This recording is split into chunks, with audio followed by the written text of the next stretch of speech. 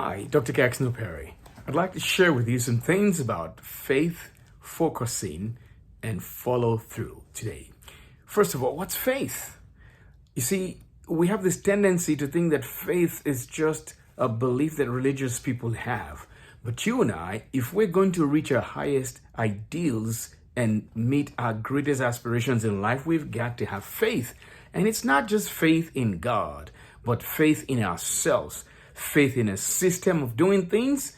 And actually, you must have faith in something. Now, let me share this with you.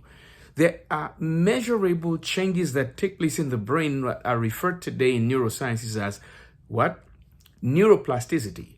And it has to do with what happens to your brain and your brain structure anatomically, biochemically, at the molecular level, the changes that take place in your brain that can actually be seen on a scan of your brain when you incorporate into your mind new material. And so faith can be measured. And there is a saying, Jesus said himself, that if you had faith as a grain of mustard seed, you'd say to this mountain, be thou removed and be thou cast into the sea.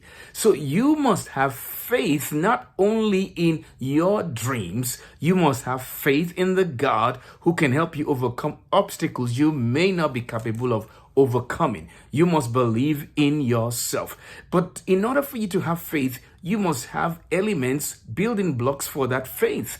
Religious people use the Bible to build up through building blocks of what they've seen God do in lives of others in their own life as a possibility. And I remember Les Brown saying it's possible. So when you have faith, you know it's possible.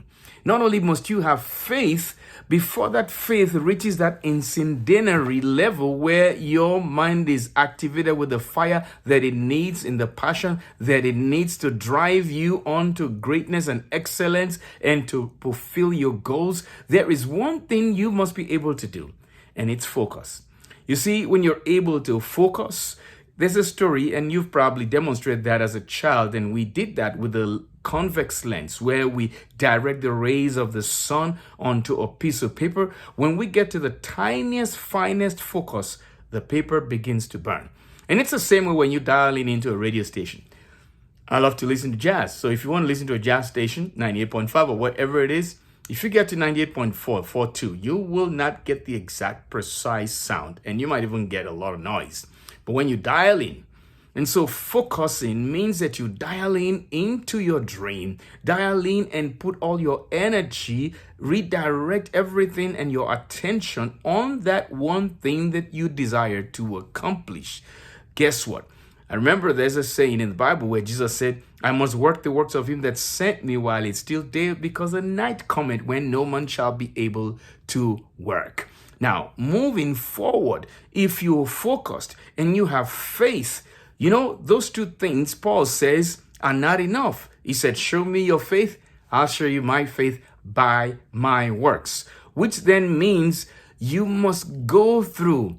And when you think about the word follow through, it's not the same as go through. Follow means something is ahead of you. And what is ahead of you, ladies and gentlemen? It's your dream. It's the instruction. It's the vision. It's the revelation. It's the command. It's the order that you have received that has gone ahead of you to the place of your purpose, destiny, and results. And with that, I'll say this. When David had his things captured from him and the troops were about to stone him, the King David, great King David of Israel, he asked God, he says, shall I pursue? And he got this answer back, pursue, for thou shalt overtake and surely recover all. So when you need something to push you, remember, going through is not the same thing as following through. You need to follow through. That means there must be a higher instruction, command, dream, vision, and passion, a goal, a result, a prize, keeping your eyes on the prize, and you will be automated subconsciously to want to follow through, because when there's an order in your life, a dream, a vision, you are going to go through. And even if it means going through hell, like Winston Churchill says, if you're going through hell, keep moving, because when you move, you'll come out on the other side. The Bible tells us about Jesus that in the Garden of Gethsemane, it says, For the joy that was set before him, he endured the cross, despising the shame. There is a price at the end when you choose to follow through. And this is Dr. Caxton Perry. Make sure that you understand the nature of your dream, because hiding in your DNA is that thing that God has created you to do on this earth.